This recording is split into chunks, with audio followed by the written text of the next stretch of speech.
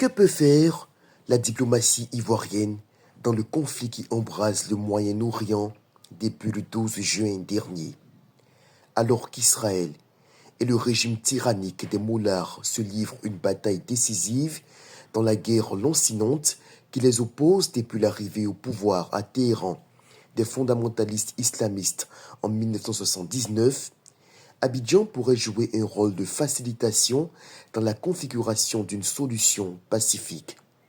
Reconnue pour entretenir des relations privilégiées avec Jérusalem, la Côte d'Ivoire entame une coopération diplomatique formelle avec le pays perse à partir de 1975.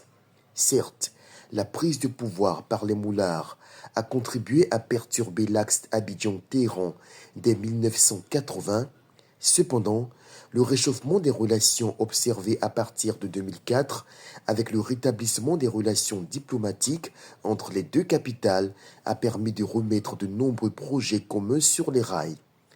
Première puissance économique de l'espace UEMOA, la Côte d'Ivoire représente un partenaire stratégique tant pour les autorités israéliennes que pour le régime antisioniste d'Iran.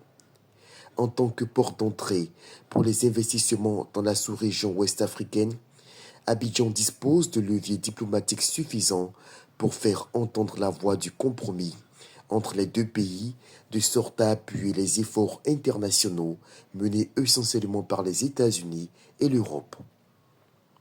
Sans surprise, la Russie, comme elle a fait avec la Syrie, n'ose pas apporter son soutien militaire à son allié historique qui l'aide pourtant dans son agression criminelle et impérialiste contre l'Ukraine.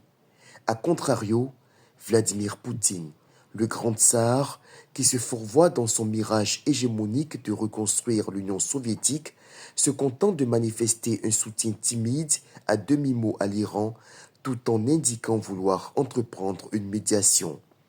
Une position d'équilibriste, gênante, nauséeuse, mais qui ne surprend guère pour quiconque est habitué au balbutiement géopolitique de Moscou.